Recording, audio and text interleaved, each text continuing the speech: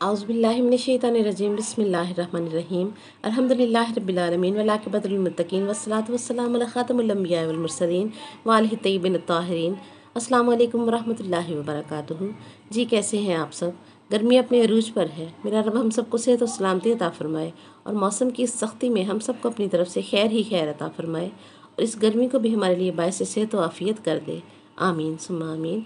कि रब करीम के दिए हुए हर तरह के हालात को इस्तकामत से झील जाना ही दरअसल जिहाद है और ये जिहाद हर कोई कर सकता है और करता है कि इस मुजाहिदा के साथ ही हमारे ईमान को बुलंदी दर्जात नसीब होती है।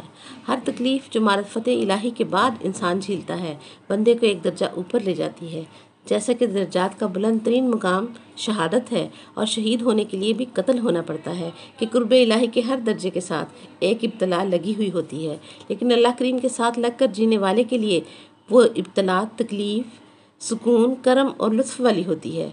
देखने वाले को तकलीफ़ ही दिखाई देती है और सहने वाले का मामला कुछ और होता है। जैसा कि शहीद पर जो गुज़रती है देखने वाले के लिए तकलीफ़ ते मुकाम होता है, मगर ख़ुद उसके लिए उसके खून का पहला कतरा ज़मीन पर गिरने से पहले ही मेरा रब उसे राहत और सुकून और इत्मीनान वाला उसका मुकाम दिखा देता है और वो पुरसुकून हो जाता है। हमारे करने का काम क्या है कि हमारे अल्लाह की मखलूक के साथ ताल्लुकात कैसे हैं। हम देखें हम कितनी आसानियाँ तकसीम कर रहे हैं, कितनी मोहब्बत बांट रहे हैं और कितना जुल्म दूर कर रहे हैं लोगों से, कितनी मुखालफत सह कर हक़ की सरबुलंदी के लिए हम कोशिश कर रहे हैं।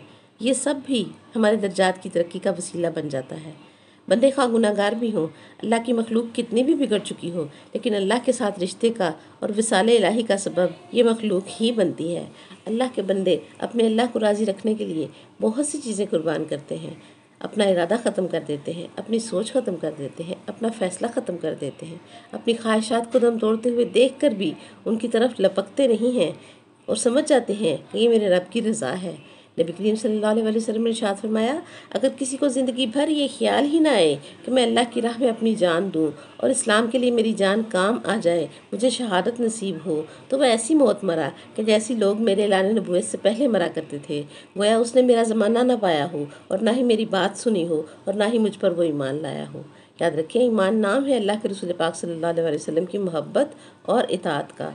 इसलिए अल्लाह करीम कुरान में नबी पाक सल्लल्लाहु अलैहि वसल्लम से कहता है कि इनको फत्ताबिऊनी कह दो कि मेरी पैरवी करो। कि इत्तबा का मतलब ही ये है कि पहले मोहब्बत फिर इताअत, और मोहब्बत के बगैर इताअत इत्तबा नहीं बन सकती। फत्ताबिऊनी का दर्जा हम नहीं पा सकते। कल हमने कुरान पाक में बयान करदा हक़ और मीज़ान की मार्फत हासिल की कि अल्लाह करीम ने इस मीज़ान को अपने कुरान की हर वज़ा शुदा हकीकत की तरह बयान किया है और ना सिर्फ बयान किया है बल्कि इस मीज़ान का ताल्लुक़ भी ज़मीन, कुरान और काबा के साथ वाज़े करके हमें समझा दिया है। अब याद रखें, मीज़ान भी मुख्तलिफ होते हैं। जिस चीज़ को जिस चीज़ में तोला जाएगा वही उसका मीज़ान होगा। और एक मीज़ान सब्ज़ी तोलने वाला होता है, एक मीज़ान घी चीनी तोलने वाला होता है और एक मीज़ान सोना तोलने वाला होता है। और मौला अली हैं अमाल को तोलने वाले मीज़ान। याद रखें, अमल किसी का भी हो, मेरा और आपका हो या आदम अलैहिस्सलाम का हो, तोलने मौला अली अलैहिस्सलाम नहीं है। ज़मीन, काबा, कुरान और मीज़ान चारों का रिश्ता वज़ा का है। अली अलैहिस्सलाम ने अमल वज़न करने हैं क्योंकि उनको मीज़ान फरमाया गया है। अल्लाह अकबर। मौला अली का इन चारों में फजीलत का मुकाम है। ज़मीन वज़ा होने के लिए मौला अली अलैहिस्सलाम की मोहताज है कि मौला अली अलैहिस्सलाम अबू तुराब हैं, आदम अलैहिस्सलाम से भी पहले हैं और बीबी हव्वा सलामुल्लाह अलैहा से निकाह के वक़्त अबू तुराब अलैहिस्सलाम को आदम अलैहिस्सलाम का वकील बनाया गया और ये पांचों आदम अलैहिस्सलाम से पहले थे और इन पर आदम अलैहिस्सलाम को सजदा वाजिब न था। यही पांच गवाह भी और वकील भी आदम अलैहिस्सलाम के निकाह खान नबी करीम सल्लल्लाहु अलैहि वसल्लम बने। बीबी साहिबा की वकील जो है वो बीबी फातिमा ज़हरा सलामुल्लाह अलैहा बनी और दो बराबर के गवाह हसनैन करीमैन बने और निकाह हुआ। और जब हक महर देने का वक्त आया तो अल्लाह करीम ने हुक्म दिया कि 5 बार मोहम्मद सल्लल्लाहु अलैहि वसल्लम और आले मोहम्मद सल्लल्लाहु अलैहि वसल्लम पर दुरूद पढ़ो तो ए आदम हव्वा तुम्हारे लिए हलाल हो जाएगी। ये तुम्हारा हक महर जो है मुअज्जल कबूल किया गया है और हक गैर मुअज्जल हक महर जो है उसके लिए वादा लिया गया कि ज़मीन पर उतरकर अहले बैत के फ़ज़ाइल बयान करना और मौला अली अलैहिस्सलाम की वलायत में शक न करना आदम अलैहिस्सलाम को जो है वो یہ غیر معجل حق مہر جو ادا کرنے کا حکم دیا گیا۔ اب آدم علیہ السلام کو بھی ولایت علی میں شک کرنے سے منع فرمایا گیا ہے، تو ملا ہمیں کیسے جو ہے وہ مولا علی کی ولایت پر شک میں ڈال سکتا ہے؟ اور دوسری بات یہ کہ کعبہ بھی مولا علی سے رشتہ میں جو ہے وضعیت کے رشتہ میں ہے، لیکن مولا علی کو فضیلت ہے کہ مولا علی نے کعبے کو شرف بخشا ہے۔ مولا کو امامت کعبے نے نہیں دی، کعبہ مولا علی کے آنے کا محتاج ہے، کعبہ نے ولایت نہیں عطا کی، اسی لیے قرآن ہے۔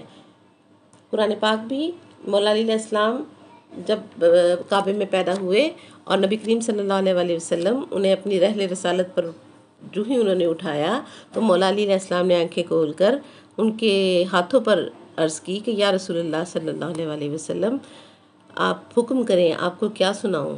اللہ اکبر۔ قرآن نازل ہونے کے 10 سال پہلے ہی مولا علی پاک علیہ السلام جو ہیں وہ نبی پاک صلی اللہ علیہ وسلم کے ہاتھوں پر آ کر قرآن کی تلاوت فرما رہے ہیں۔ قرآن بھی مولا علی علیہ السلام کی تلاوت کا محتاج ہے۔ قرآن میں ارشاد ہوتا ہے فَإِذَا قَرَأْنَهُ فَاتَّبِعْ قُرْآنَهُ، اے میرے حبیب صلی اللہ علیہ وسلم جب قرآن پڑھو تو ایسے پڑھو جیسے ہم نے قرآن کی قرأت کی ہے۔ اب اللہ کو تو قرآن پڑھتا ہوا کسی نے دیکھا ہی نہیں ہے۔ ہاں 16 رجب کو 3 دن کے ایک بچے نے قرآن پڑھ کر سنایا، اور قرآن کے نازل ہونے سے 10 سال پہلے قرآن پڑھ کر سنایا، اور اللہ فرما رہا ہے کہ ویسے پڑھو جیسے ہم نے پڑھا، کہ ازل سے اللہ کریم نے لسان اللہ کا لقب سوائے مولا علی علیہ السلام کے علاوہ کسی اور کو نہیں دیا۔ قرآن میں سورہ فاطر میں اللہ کریم ارشاد فرماتا ہے وَإِلَيْهِ يَصْعَدُ كَلِمَةُ الطَّيِّبِ وَعَمَلُ الصَّالِحِ يَرْفَعُهُ، اللہ کی طرف طیب کلمے اوپر چڑھتے ہیں اور عمل صالح بھی اوپر جاتے ہیں، بلند ہوتے ہیں۔ اب ہم ساری عبادتیں زمین پر کرتے ہیں، اور ان کو اوپر بھیجنے کا نسخہ ہے کہ اوپر جانے کے لیے پر ہونا لازمی ہے، اڑانے کے لیے طیب کلموں کو اور صالح عملوں کو پر لگانا ہوں گے، اور یہ پر ہیں اہل بیت علیہم السلام کی مودت اور مولا علی علیہ السلام کی ولایت کی گواہی۔ مولا علی علیہ السلام نے فرمایا نہج البلاغہ میں کہ جب اللہ نے عرش کو بنایا تو کانپنے لگ گیا، گرنے والا تھا، اللہ نے اپنا نام علی لکھا تو عرش ٹھہر گیا، کرسی لرز رہی تھی، اللہ نے اپنا نام علی لکھا تو کرسی مضبوط ہو گئی، آسمان گرنے والے تھے، اللہ کریم نے اپنا نام علی لکھا اور علی نام کی مہر لگتے ہی شامیانے کی طرح چھت بن گئے، زمین زلزلے کے ساتھ کچرا ہو جاتی، لیکن اللہ کریم نے زمین پر اپنے نام علی کی تحریر لکھی تو پہاڑوں کی میخیں لگ گئیں، بادل اللہ کریم کے نام کے لکھتے ہی اڑنے لگے، اللہ کریم کے نام علی کی برکت سے بجلی چمکتی ہے اور بارش برستی ہے۔ اب یاد رکھیں اللہ کریم نے فرش پر اگر کسی کو یہ نام دیا تو وہ مولود کعبہ کو عطا فرمایا ہے۔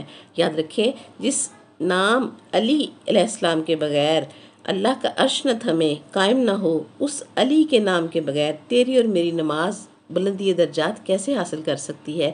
کیسے یصعد کلمات الطیب وعمل الصالح یرفعہ کا مصداق ہو سکتی ہے؟ رب العزت ہمیں صحیح معنوں میں معرفت عطا فرمائے کہ ہمارے اعمال ہمارے کسی کام آنے والے نہیں ہیں جب تک ہم ان ہستیوں کی غلامی میں نہیں آتے جن کی غلامی کا درس اور تبلیغ ہمیں نبی کریم صلی اللہ علیہ وسلم فرما کر گئے ہیں۔ آج کے لیے اتنا ہی، وآخر دعوانا الحمدللہ رب العالمین، سبحانک اللہم وبحمدک ونشہد ان لا الہ الا انت نستغفرک ونتوب الیک۔ السلام علیکم ورحمۃ اللہ وبرکاتہ۔